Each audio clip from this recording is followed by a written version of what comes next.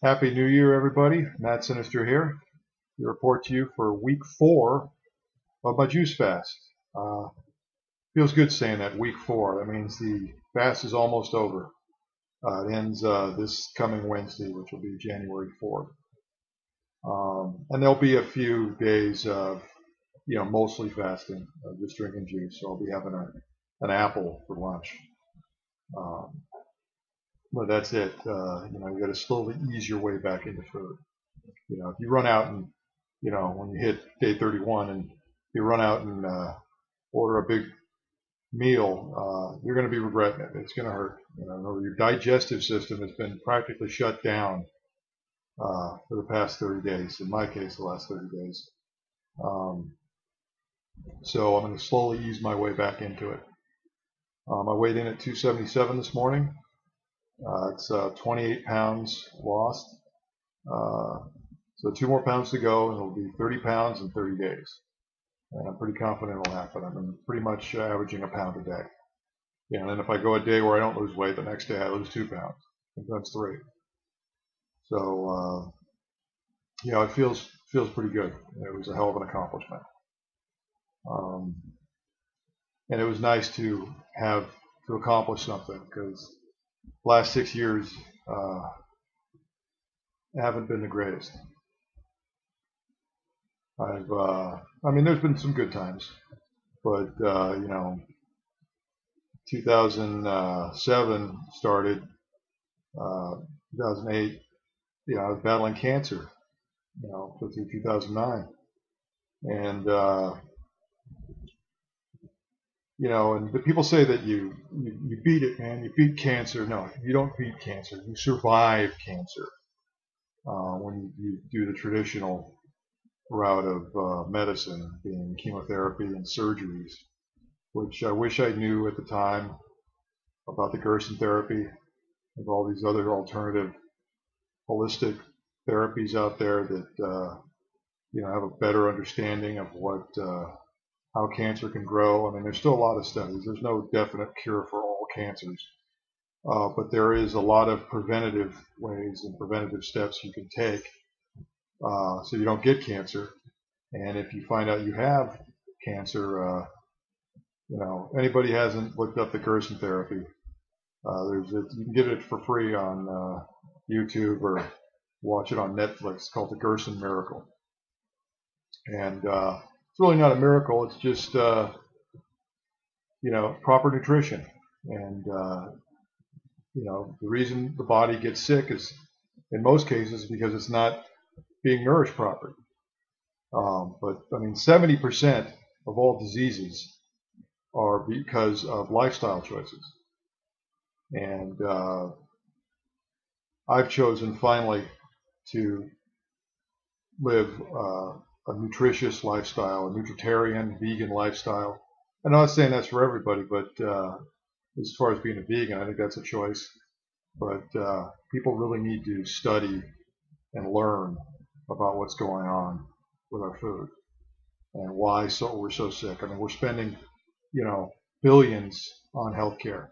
And there's all this debate about public health care, national health care, and universal health care, however we want to put it.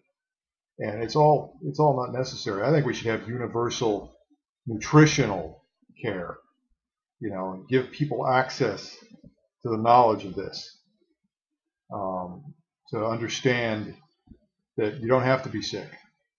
I know people, 4 or 5 times a year, they get the flu, they get the cold, and it's not necessary. They go to the store and they buy NyQuil and Dayquil and all these different quote-unquote medicines, and it's really just a waste of money. The answer isn't drugs and medicines. The answer is kale, and cucumbers, and celery, and spinach, and nutrition. Plant-strong diet. And that's the way I intend to live the rest of my life. Vegetarian lifestyle. A lot of people have asked me why. Why did you do this? 30 days to drink nothing but juice seems, pretty excessive. And the reality is that the reason I decided to do it was, number one, it was a challenge. I haven't had a lot of challenges in my life. In fact, most my life for the last couple of years has been, you could put aside battling the cancer. I was stoned out of my gourd half the time dealing with that. But the last couple of years have been very unhappy. Just not happy with my life, and I've been feeling more and more isolated. One by one, I've lost touch with friends, or they just stopped calling, didn't return calls. My family's not as close as it used to be, at least not from my viewpoint. Everyone's kind of scattered all over the country. Don't get to hear or see from a lot of people. And more and more, I've just been feeling isolated and alone. Take New Year's Eve, for instance. I spent New Year's Eve alone in an office. I was working, but I spent it alone in an office. And in some cases, there's no malice on people's part. People are supposed to be friends. They got their own lives, and you just kind of lose touch. You don't have a lot in common. People change, people grow, and that's really what's been happening with me this past year. My weight loss and new nutritional lifestyle is just one thing. The biggest thing was I came out as an atheist. And don't worry, I'm not going to go into a whole spiel. But I will say that I have, for the first time I think in my life, really experienced what discrimination is like. When people really look down on you. Because you have different beliefs, or you don't believe what they believe. A lot of people say atheists don't believe in anything. Well, that's we don't believe in magic or supernatural hocus pocus. They don't believe in those things. We believe in rational behavior, rational thoughts, science, and other things. But like I said, I'm not going to go into a spiel. But that was coming out as an atheist was the most liberating thing I did, because I was practically on death's door prior to being able to admit who I am and what I like and what I don't like and what I believe in, what I don't believe in. So, and it drove a wedge between me and a lot of people in my life. And a lot of things don't get said. Some things need to be said, because people just ignore you. They don't want to talk to you. They have their opinions, and that's fine. But it's really contributed to my unhappiness, the way I've been treated. And also my back and neck injuries, mostly caused from work. I've been on modified duty, which is basically, like I said, I've been behind a desk. So, but I'm still in a lot of pain. I woke up this morning. Actually, when I got home last night, I was just enthralled. My back was killing me. And I woke up this morning, I had no energy, no strength. I could barely stand up in the shower. Once I drank my fruit juice cocktail, I felt better. I went and got a massage, and I'm feeling better, but still very weak. Sometimes when I'm running my juicer, it's really a challenge just to stand there and juice everything all at once. There's been times I've had to sit down for a few minutes, or I have to make the juice and then go sit down and then go back and wash the juicer. And I kind of like to get the juicer washed right away, because I don't want it to stain, especially when I'm using red beets. I got a cleansing cocktail here. The red beets, they stain everything. They're a real mess. But one New Year's resolution I'm going to make for 2012 is that I'm not going to focus so much on how others, whether they want to be part of my life or they don't. And people have all kinds of excuses. And like I say, in the end, it's all bullshit. If something's important, someone's important, you make the time. But I'm going to focus on living a healthy nutritarian lifestyle. I'm going to learn how to become a vegan cook.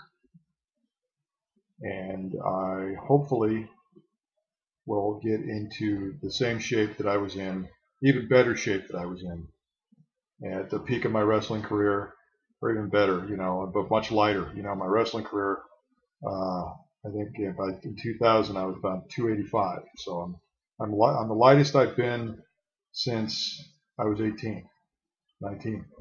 And I want to get, my goal weight total is 240 pounds. So, it's a continued challenge, a continued journey. It's not over, and it's not going to be over for a long time. I intend to stick around for a long time. Part of being an atheist is, I think this is the only life I got, the only life I'm ever going to have, and I got to make the most of it and stick around as long as possible.